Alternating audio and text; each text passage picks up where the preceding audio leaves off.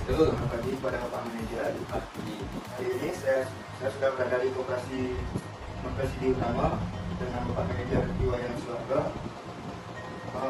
Kali ini saya akan sedikit berbincang-bincang mengenai seputaran Koperasi Makasidi Utama. Yang pertama saya ingin bertanya mengenai profil tentang sejarah Koperasi Makasidi Utama.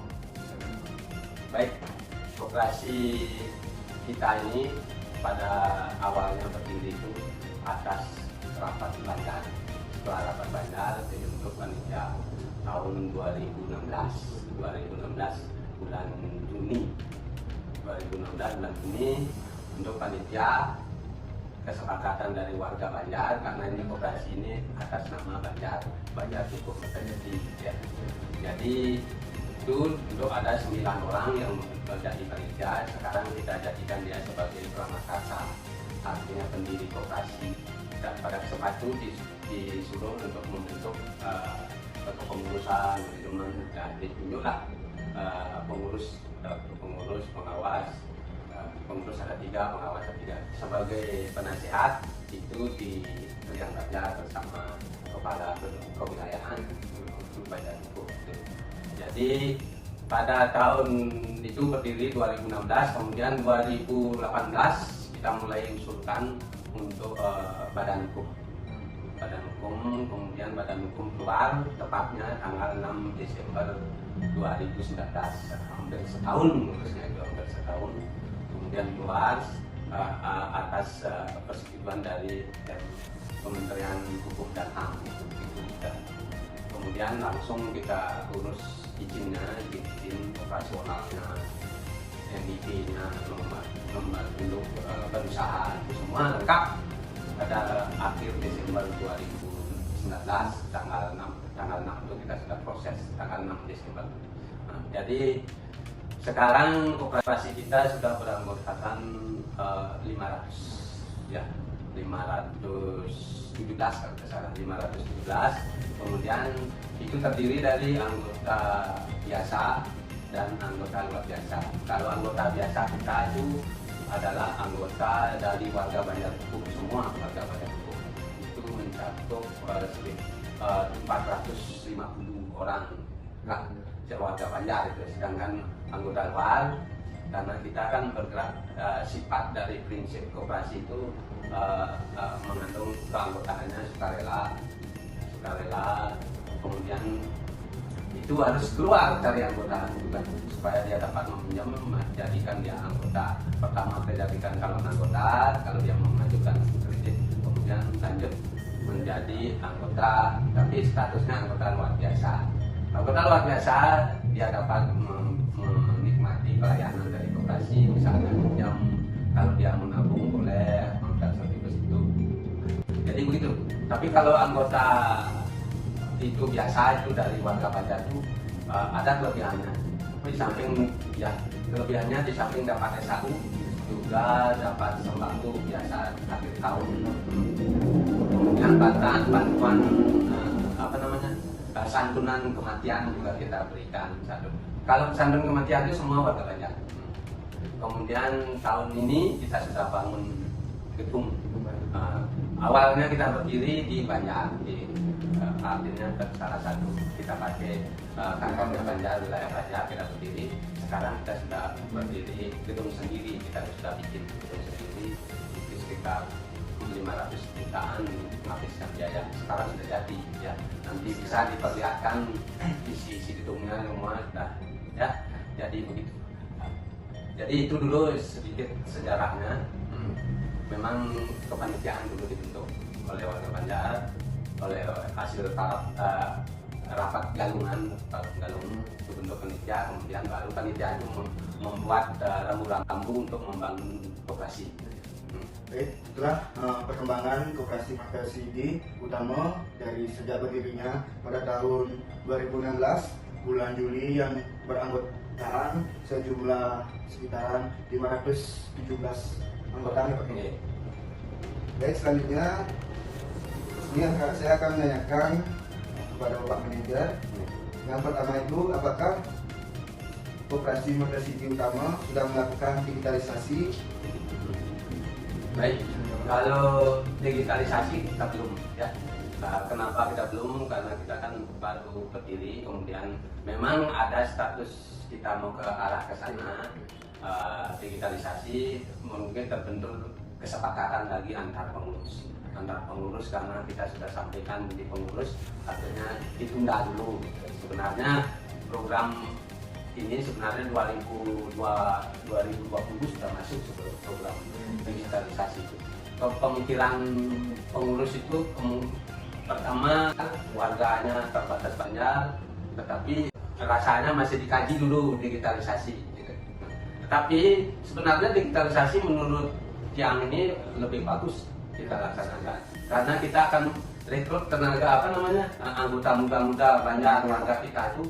Kalau dia mau ikut kan gampang karena anak muda itu kan lebih cerdas, dia teknologi multimedianya lebih bagus, bikin ending. Sebenarnya sudah itu mengarah ke sana, kita libatkan pemuda. Kalau siapnya kalau sudah siap, sebenarnya kita masih mau sosialisasi dulu dengan para pemuda yang mau ikut itu karena ada kebagusan untuk program digitalisasi itu karena dari rumah dia sudah bisa lihat gitunya apa, kalau dia mau nabung, mau ngasih simpanan apa aja dia bisa melihat, bisa mengawasi, bisa monitor benar tak tugas pengurus dana lapangan kita sudah kerja gitu. Itu sebenarnya itu transparan sekali dan bisa diawasi oleh masyarakat. Baik, pertanyaan selanjutnya, apakah persentase anggota Koperasi Sidi Merta Utama terdiri dari kaum milenial, dan kalau masih sedikit apa yang menyebabkan? Baik, kalau anggotanya kan jumlahnya 513-an ya. Itu anggota luar, anggota dalam. Tapi kalau anggota luar ada juga sebagian yang kaum milenial, tapi tidak begitu banyak. Tapi kalau di anggota dalam artinya warga Banjar sekitar 30%, kalau tidak salah 30%, tidak terlalu banyak. Makanya sebenarnya kita arahkan sebenarnya usulan kita untuk digitalisasi supaya anggota milenialnya lebih meningkat gitu. Karena itu penting. Ya, karena generasi sekarang kan harus semua arahnya teknologi. Ya, arahnya teknologi, multimedia harus dihabis. Dan sudah canggih sebenarnya semua ini multimedia sangat dibutuhkan kayak kebutuhan pokok jadinya. Nah, jadi kalau sudah milenial, kalau sudah digitalisasi itu pasti itu akan meningkat. Baik, itulah sedikitnya di Koperasi Merta Sidi yang anggota kaum milenial karena belum digitalisasi. Pertanyaan selanjutnya, apakah yang menjadi kesulitan atau hambatan selama memimpin Koperasi Sidi Merta Utama? Baik, untuk kesulitannya mungkin karena kita masih baru berkembang, jelas kesulitannya di modal. Nah, kalau aset tetap menunjukkan aset. Apalagi kesulitan kemarin itu COVID-19 itu agak menurun asetnya. Sudah sebetulnya sebelum COVID 2019 itu kita sudah punya aset sekitar 5 miliar totalnya semua aset kita. Tapi sekarang mulai lagi ke 4 miliar, 4,3 miliar. Kesulitannya itu dari modal. Kemudian memang yang minjam kadang-kadang uang kita banyak ada, tapi yang minjam memanfaatkan jasa kita sedikit. Padahal kita sudah banyak membuat program-program untuk menguntungkan warga kita, anggota kita. Pertama bikin BPJS tenaga kerjaan, terutama asuransi kecelakaan dan kematian. Itu sebenarnya layaknya murah, 16.800 per bulan. Itu sudah dapat santunan kalau mati itu 42 juta. Sudah luar biasa sebenarnya itu pemerintah punya program itu kalau gitu. Sehingga kalau ada kematian, memang dana santunan kita sudah bikin terbatas jumlahnya hanya 1 juta setiap warga Banjar yang meninggal. Kita cuma memberikan santunan berupa 1 juta dalam hidup. Kemudian kalau dia mau masuk anggota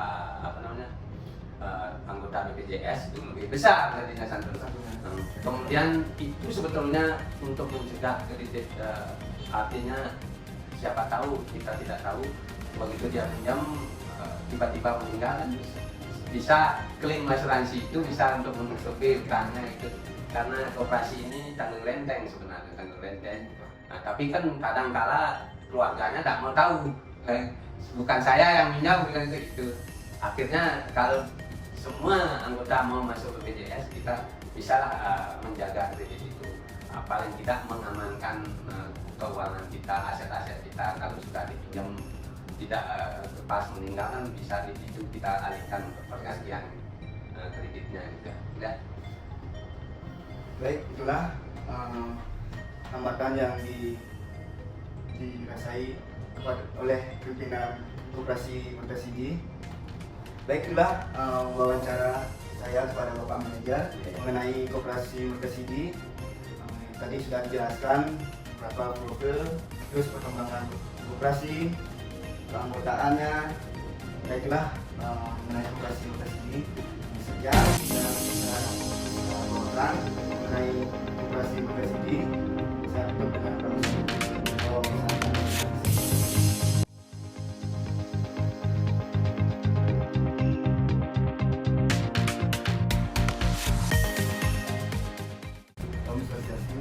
Selamat pagi.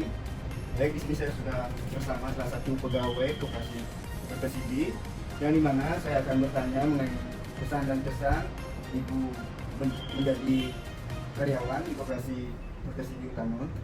Silakan Ibu. Om Swastiastu, saya Nina Majiani, karyawan Koperasi Mertasidi Utama. Kesan saya menjadi sebuah pengalaman yang sangat berharga, bisa berkontribusi bersama masyarakat luas, khususnya warga sekitar. Pesan saya kepada Koperasi Mertasidi Utama bisa berkembang luas, tidak hanya di lingkungan lokal saja, tetapi harus bisa juga dikenal oleh masyarakat luas. Terima kasih. Baik, itulah pesan dan kesan salah satu karyawan di Koperasi Mertasidi Utama. Ya, yang terima kasih.